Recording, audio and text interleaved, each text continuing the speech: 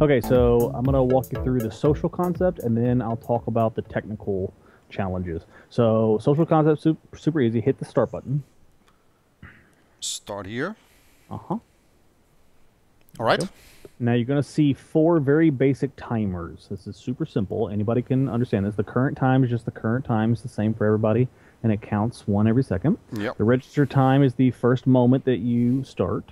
The spent vote time starts at 0 because you haven't spent any of your vote time yet. And the available vote time also starts at 0 when you register, but it goes up 1 every second. Okay, so first, give me an example of something that you care about as a voter. It can be political or medical or coding or anything you want to tell the world. So I want to know about the Ethereum POC 5 being released. So the next version of the proof of concept version that should be released. Okay, Ethereum POC 5. And well, do you want to promote people? You want to tell people about that? No, I just want it to happen, so I want to vote for it. I gotcha. But what do you want to talk about? What do you care about? Is there anything that you care about regarding politics or your local community, or anything you want to promote? Or do you want to just promote maybe gathering more information about Ethereum? Sure. Okay, let's we'll go with that. So provisional PO5 JS bindings. Is this what this right here is? Yeah, something like that. I mean, that's one of the good aspects of that. Okay, so copy paste that HTTP into the HTTP. All right, so I have a URL here. I guess I need to remove the protocol prefix, right? So it's just actually this is a non-functioning demo, so it won't matter. Okay. Okay. So that doesn't work just yet. Exactly. Those are fake, but those will work soon. Okay, now here's where the magic happens. How much current time do you have? 8 minutes and 21 seconds, right? Yeah, correct. Available vote time. Yep. So I want you to go ahead and press the +minute button, and I want you to press it 9 times. All right. So now I'm basically using up my available vote time. 22. Okay. Now, when you press the 9th time, it's going to say... Yeah, I don't have that much. I don't have that much. How do you get more time? I need to wait a bit. You just wait. There's no way to buy it. There's no way to take it. There's no fast forward. Exactly. These units are based on real human being life hours, and that's the difference when you compare what this is going to present to, like, let's say, fake internet points on Reddit or +1s on YouTube. Yeah. These units are actual human being time. You need to so then you click for it. well, and then you click vote, and it goes down onto the BitChain. Now the vote chain is going to be similar to the chain block or the blockchain. It's just going to be decentralized. And it's really just going to be these things right here. It's your name, although one of the big challenges we're tackling is the 1-to-1 ID. We have to make sure that people can't double vote or the system doesn't work, and that's a big challenge.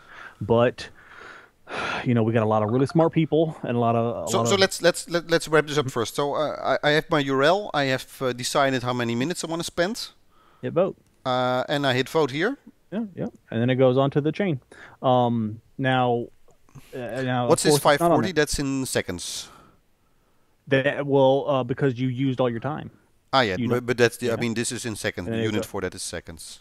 Oh yeah. Okay, all right. Second. The thing about having a finite measurable time unit is that if you spend it all and then something big happens, you're not going to have as much of a say-so, right? So you don't want to waste it on things that may be inefficient. Yeah. Just like money. But it doesn't.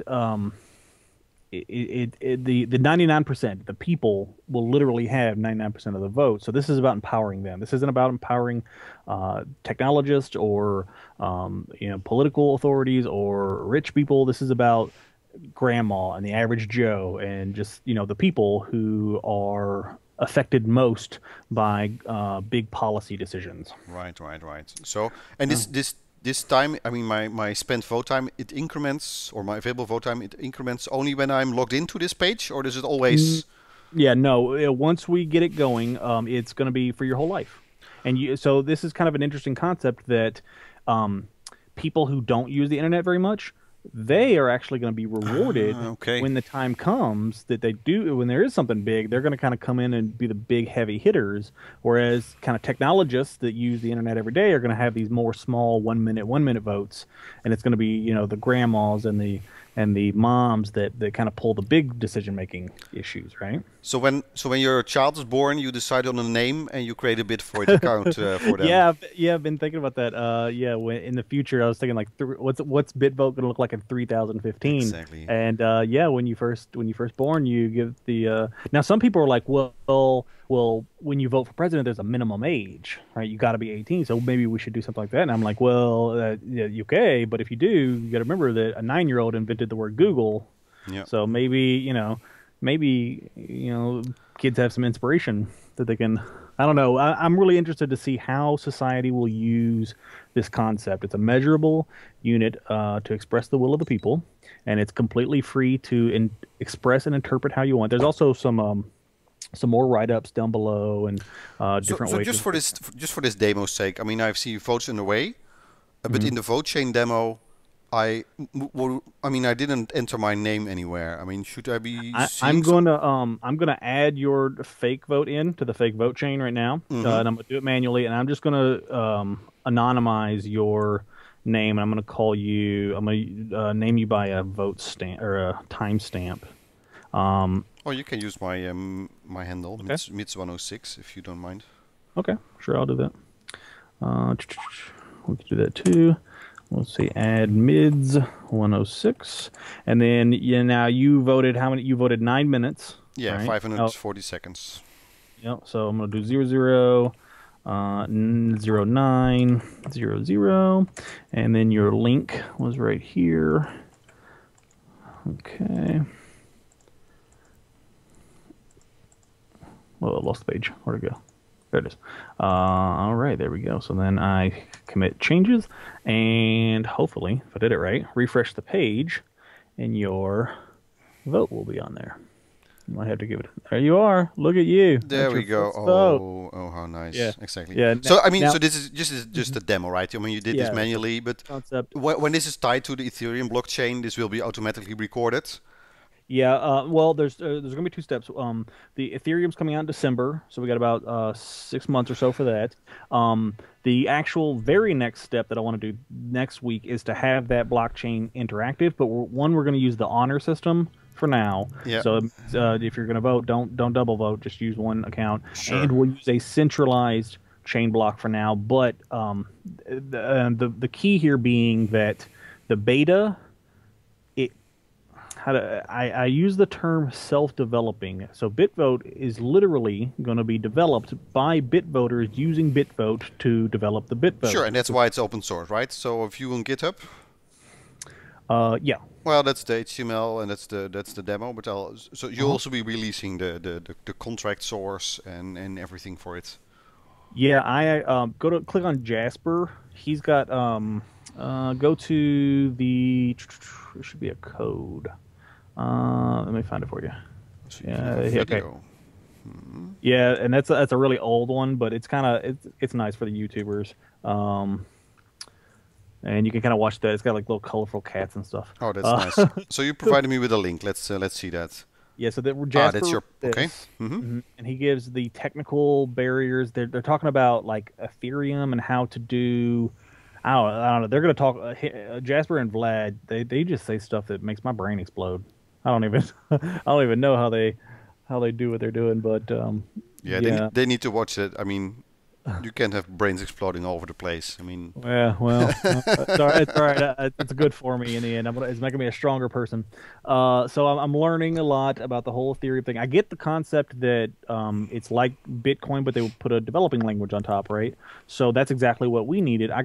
Originally I got brought here by Holmes Wilson, the CEO and founder of Internet Defense League and Fight for the Future, and he had known about the project for a long time and linked it to me and said, this might help you out.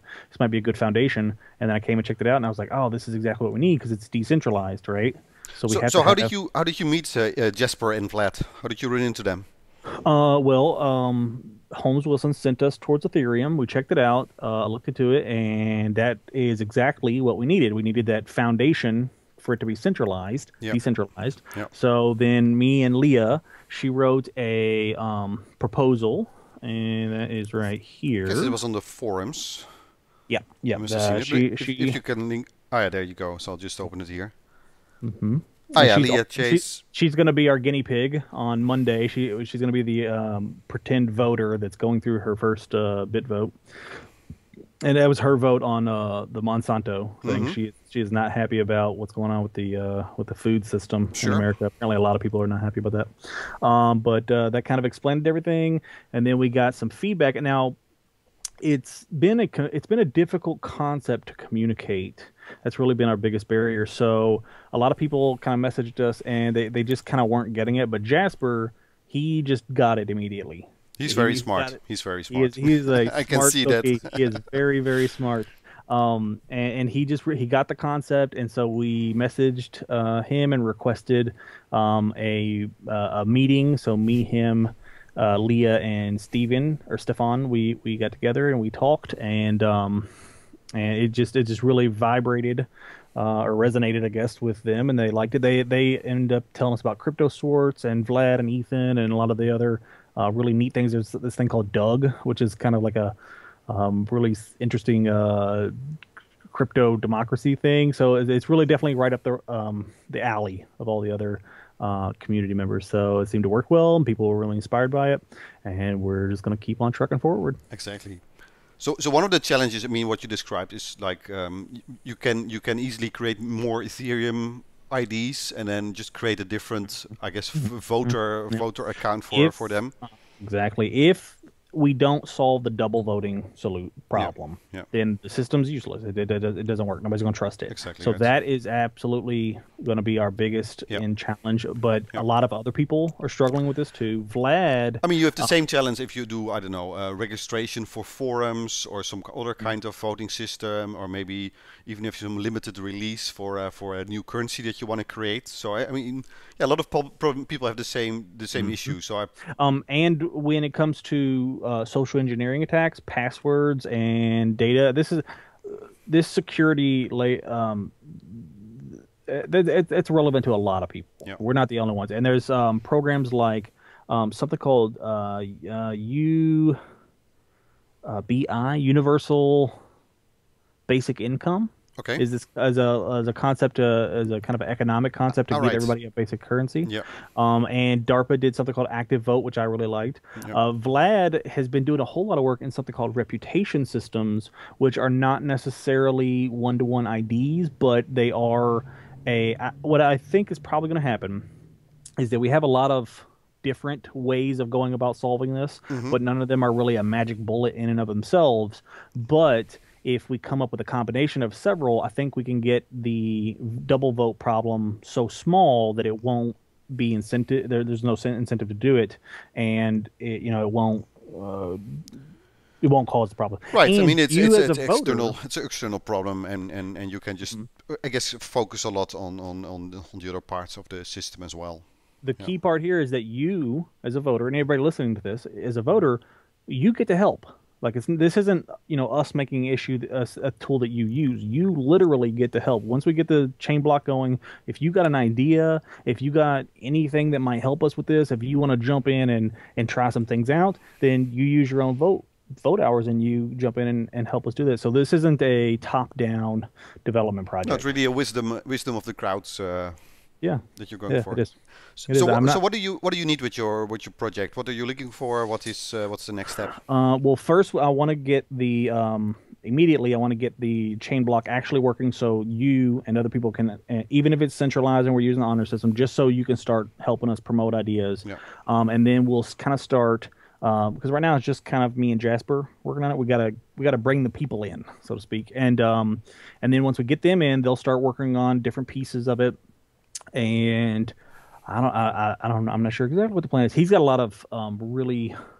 You'd have to ask him when it comes to technical stuff, because he just they get so many really amazing ideas. But I'm not ready to talk about that yet. So I'll defer that to him. As for the business stuff, we want to make sure that there's a strong business legal foundation. So talk to my lawyer, and my godfather is a venture capitalist, so he's going to send somebody in to make sure we get it all.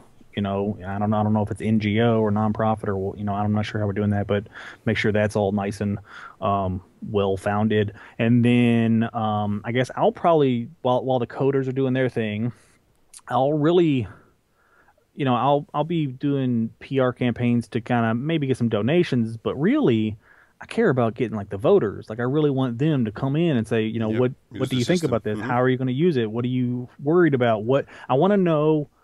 What would it take for them to trust it enough to use it? That's the ultimate question. It's gotta work, right? So that's really where I come in. Is my job is to ask, not the technologists or the coders or the hackers or the governments or anything. It's the people. I want to know, as a person, as a Facebook or as a YouTuber, as maybe a person that doesn't even use the internet, what do I have to do to make sure that you trust this enough and you believe that not only is it secure and you're free to speak your mind, but also that you think it'll actually matter? What do I got to do to make sure it matters? So you touch upon, I mean, I guess the legal structure, or how to turn it into NGO, and you're mentioning about accepting donations. But how do you see this? I don't know, funding itself. I mean, I'm very interested about these kind of decentralized applications. I mean, is there a financial incentive for it? How are you going to empower people? Well, I think that the actual the chain or the vote chain itself is going to be kind of neutral and independent. That's not necessarily going to be related to money, but think about the actual vote chain. That's not going to be human readable, right? That's just going to be a long list of this data of time, or name, time, link, and so you're going to want to have scanning or third-party applications. So Googlers, right? Yeah. So if Google people are listening to this, you need to come up with their what are those things called, with the histograms, with the trends and the like the data, right? Google Trends, that kind of stuff. So see what people are talking about. What are BitVoters talking about, and use keyword searches and all their fancy Google stuff. And in return for using a Google Trend Analyst tool or whatever, they get to use their ad network, right? So I think that BitVote is designed, it's supposed to be designed to be fully compatible with all pre-existing business models, all pre-existing governments. If you live in a democracy and you want to make this democratic, go ahead. If you want to call the queen your monarch and you want to re-vote her, you do your thing. It should be fully compatible with all pre-existing social networks. So Facebook, make a little button right beside your like thing. Maybe hint, Google Plus has been, really striving to be relevant. Apparently, a lot of people are really mad about what Google Plus did with the YouTube stuff. So maybe they should jump on board and maybe this is just what's missing in there. Yeah. Right. So Wikipedia, Ethereum. So right now, compatible. So right now, I mean, with the demo, my votes are mine. I guess my time is global. It should stay with you from the moment you are born. Right, but maybe within an organization or within a community, you want to vote as well. And I mean, would that always count to your global balance, or would you have like multiple timers? Like you have maybe a family counter and one for your company and one for your social circles. I think you can do both. I think that, when it comes to the concept of democracy, you only have one life on this world, right? And everybody's only got one life. So there's only going to be one set of core vote hours for you. But I tell people, think about, do you remember the Sopa Blackout? Yeah, right. Sopa Blackout. Okay, so January 18th, 2012, 20 million people just rise up and they're mad about Sopa. So for 24 hours, they black out pretty much the whole internet, right? And if you were to take that 20 million people and you multiply that by 24 hours, you'd get 480 million vote hours as a measurable concept. And you could compare that to the guy that created Sopa, Lamar Smith, his 2-year term.